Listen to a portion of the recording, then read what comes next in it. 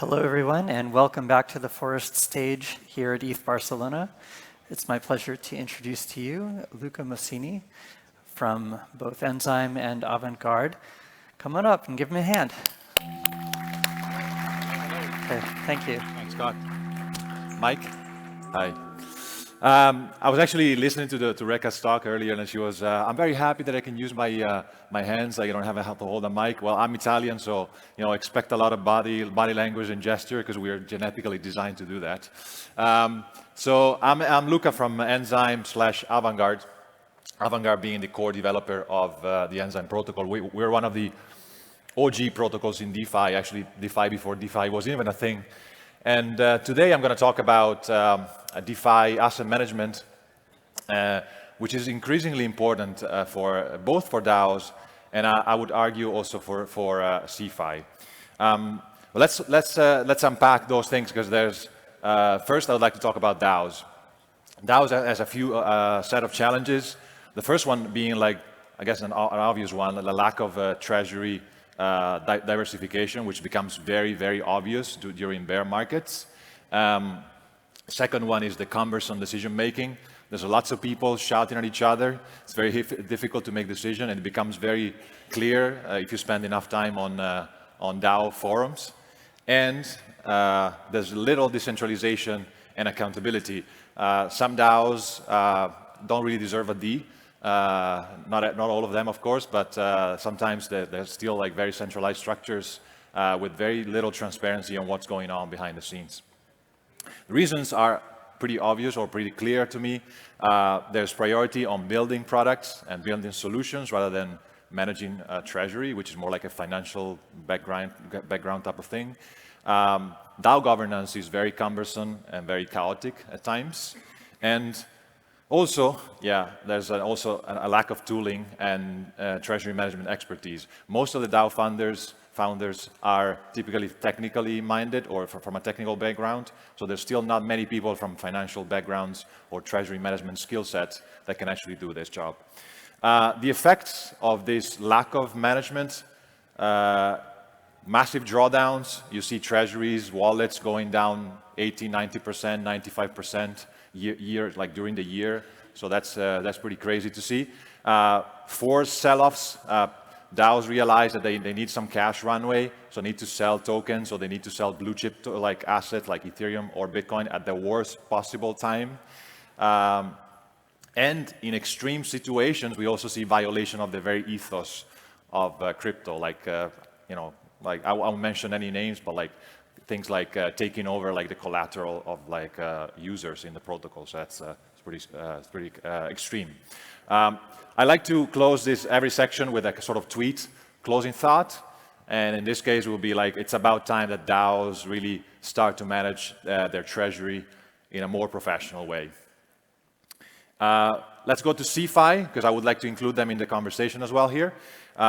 There's yield generation, which is totally opaque. We've seen that in many different cases.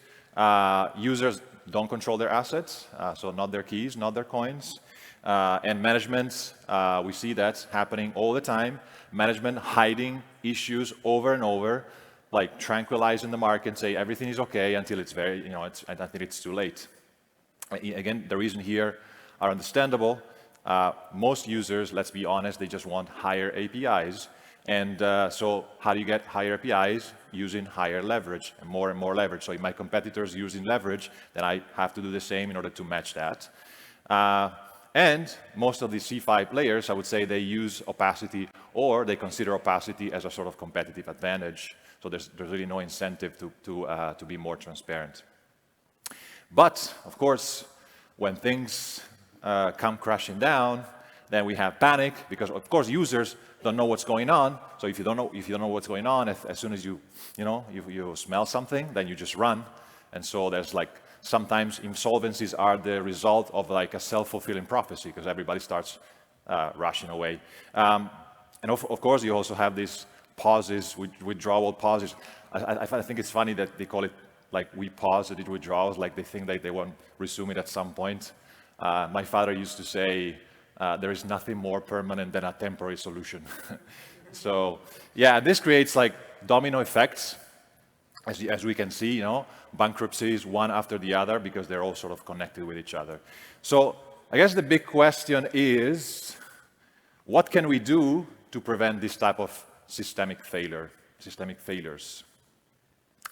Our CEO, Mona Elisa, who you probably know, she should have been here, she couldn't be, and she actually wrote an article about this a couple of weeks ago, and she actually goes into much details about like what the solution could be. And her point, or main point, is that the answer is more DeFi. Some say like, is DeFi dead? Or like, maybe we should like do less DeFi. I think we are like very much against this trending idea. We're actually way more into the idea of like, we need more and more and more DeFi. And the reason is, like simple reasons actually. First of all, like you have, with DeFi, you have 100% transparency and real-time reporting on all the on-chain activities. User finally in control of their assets, which is probably the most important thing. And last but not least, you have higher accountability and certainly like a lot more market scrutiny. Like, so bad apples can be pointed out much quicker, right? I gotta say that it's not just about CeFi players taking responsibility and trying to be more transparent. It's also us as users or as, let's say, educators in the space to become more demanding towards these type of players, because we need to ask this type of question: how much leverage are you using to boost your APIs? Or how are you giving out loans without asking for collateral to your counterparties? And is there any mismatch between your short-term liabilities and your like long-term capital commitments? This is the case, some cases, for example, Celsius. So more DeFi means these three things. Users are way more informed. They know what's going on. They see the accounts on chain, and therefore they're much less likely to panic because they see what the reality is. And there's no more shenanigans, no more shady deals, no more like things behind closed doors. So there's much less likelihood of systemic risks. And of course, the market becomes much smarter. So you have a sort of self-regulation. We could actually argue that like the transparency that DeFi can bring is much better than any type of regulation. So that's one of the points that I want to bring home.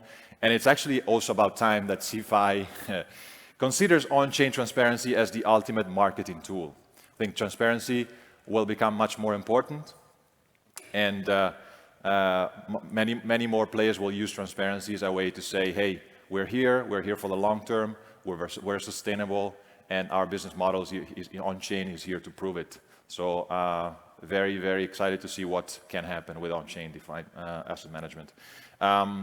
A few best practices for DAOs and CeFi from our own experience. First, like I said, I'm gonna really like push on this point a lot. Be more transparent. So like control the asset with multi-signature wallets or non-custodial contract. Communicate your processes very clearly so that portfolio management, how you allocate, how you like what kind of strategy you're employing are very clear, and document the key decision making, like governance, like how you're gonna react in times of crisis. Try to anticipate like what possible like what the possible worst case scenario could be and how you would react in that case, and make it very clear for your stakeholders. And second tip is go on chain. Keep funds on chain and use smart contract to enforce rules and to prohibit any type of deviation from those rules, and provide stakeholders with real-time and historical tracking, which is very much possible with DeFi. Some of the things we are actually most excited about, and this is probably mostly for DAOs, but I would argue also for like some more centralized players. A typical setup in a DAO would be having funds in a multi-signature wallet like Gnosis. Now, one of the issues that using that tool is not very practical for treasury management, because you have a lot of signatures, and for every decision you have to sign 7 or 14, something like that. So what you can do with Enzyme is actually to create a vault, which is totally non-custodial, which is created and owned by the Gnosis Safe, and you can actually then delegate to one single wallet or like n wallets that have the same permissions, and you define those permissions, which can be like which asset can they invest in, which protocols integration they can use, and even like how much slippage tolerance they can take. And so they can implement a DeFi strategy which is very restricted, which is very controlled, and they can then use all like the basic value proposition of Enzyme, which is the integration, with 20 protocols on Ethereum, 4 or 5 on Polygon, and they can really do like a lot of things in there under the same hood. And as a feedback loop, then they can report back to the DAO or to all the DAO members with an automated real-time track record. That is, so you have a bit of like, in a nutshell, you have decentralized control, you have risk management in place, you have speed and efficiency of implementation in and out, and you also have the full transparency of having the reporting in place. So I think that's a very neat setup for a DAO that wants to delegate treasury. And it's not actually necessary to delegate it because like this one person that actually operates the vault could actually well be a member of the same treasury committee of the DAO. So it doesn't have to be somebody outside the organization. It can be perfectly somebody inside, but with the ability to act more independently. It could also be a contract. So that delegation could also go to a contract or to a bot. So that can be developed to run a certain strategy, going from, for example, a snapshot decision that goes into like Safe Snap, I think, and then goes through steps of automation that again implements those things on chain on an Enzyme vault. And of course, option 3 will be delegate the asset management to Avantgarde Finance, which is a company that I belong to and that provides services on top of the Enzyme protocol. So actually, just to make it very clear, so like, I want to clarify the distinction between the two. So you can actually do it yourself right out of the box. So use Enzyme totally in a way, like totally permissionless. Everybody can use it, create vaults and run strategies. You can use it yourself, but with premium services, like for example, creating a contract that runs a strategy for a certain type of user, or like all the way to the other end of the spectrum, which is like handling like the management through Avantgarde. And also, one of the other cool things that you can do now, and like we're actually about to launch this, we're in beta testing for this thing, you can actually put your own UI on top of Enzyme. That means that you can do stuff like this. So this on the left is our interface, and on the right you have your logo, your colors, your user experience. So basically, you can use Enzyme as just a technology provider, and your user don't even need to know that there's actually an Enzyme vault running in the background. You just use the basic layer of technology, which is very secure, has been battle tested for the last 5 years. All right, a few other things. We're going to be in Paris on the 20th. We're going to run a side event with Cryptio and Gnosis Safe about on-chain infrastructure for custody, asset management, and reporting. So if you guys are if anybody is in Paris and is interested in taking part of this, it's an invite-only event. So feel free to talk to me, and I'll get you hooked up for the event. I'm happy to see you there, actually. Yeah, I'm excited to take some of the people here from Barcelona and bring them to Paris as well.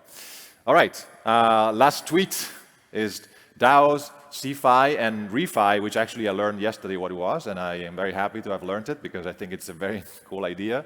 So ReFi as well. I think there's going to be more and more discussion around this topic, and definitely we want to be part of it because it's probably like one of the next waves of adoption for like DeFi and make it more useful and more socially impactful. So it's about time to build something together. So feel free and come to talk to me. I'm Luca, I'm Italian, and I hablo español también, así que si alguien quiere, podemos hablar español. And yeah, this is my presentation. So we have 5 minutes left, so I was actually very quick. So if you have any questions, I'm happy to take them.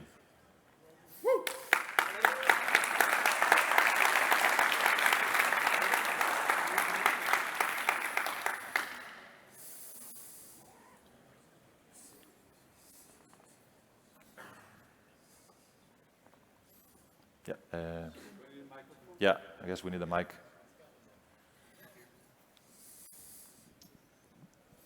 So first of all, can you make the presentation available for? Yeah. Okay, great. So my question is, although I imagine most people here agree that the solution is more DeFi, not less DeFi, do you think that organizations are scared that the fact that all of the information is on chain might constitute an attack vector that they might want to defend themselves in regards to? Yeah, I think it's a good point, and I think it's one of the main concerns for like centralized entities, and I think there might be ways like to, of course, like if you go on chain, then like things all like on Etherscan will be, like there'll be ways to identify your activity. So like very elaborated or sophisticated attackers might actually take advantage of this.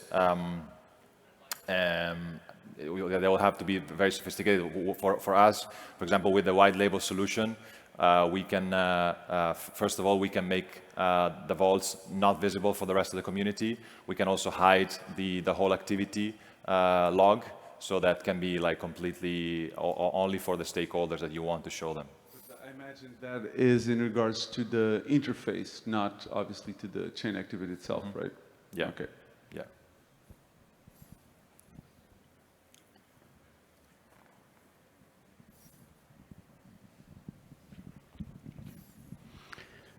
Hi, Luca. Hi. How does this work, the curation of the DeFi protocols that are available on Enzyme? Is this permissionless, or do you gate what kind of protocols are available? Yeah, well, we have a very highly skilled protocol development team, and we have a roadmap of now we have around 20 protocols integrated on Ethereum, and we have a roadmap where we integrate like 3 or 4, I say 2 or 3 protocols per quarter, and so like typically we would do research. So you can consider Enzyme also as a pre-selection of the best of DeFi, because we don't integrate just any protocol. We really do our research. We speak to the protocol team of the other protocols, and we actually do develop adapters for every single integration. So it's a smart contract level that they are integrated, and that goes then to an audit. Typically, audits are like one of the most important bottlenecks, because then because everything has to be audited very thoroughly before it can be deployed to our users. We are super concerned about security. That's probably the first and foremost concern, because like especially for an asset management protocol, like that's all you got. I mean, that's the most important thing. Can you set, can DAOs set individual spending limits for, or investment limits? So could you say the fund manager is entitled to invest into Element, but only up to 15% of the total portfolio? Sorry, I'm not sure I understand the question. You could authorize a DAO to say invest in Element Finance. Could you specify that the fund manager can only buy up to 15% of the total portfolio in one fund or in a particular fund? Well, you can't. No, at the moment you can define like what assets the asset manager can go into and what protocols they can use in terms of like you on and off this integration or that one. So at the moment you cannot like specify this like maximum percentage allocated here or there, but it's a good feedback, so I'll take that on. 48 seconds.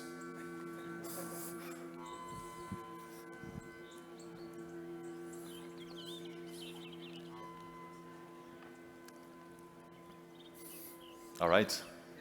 Good. Thank you very much, guys.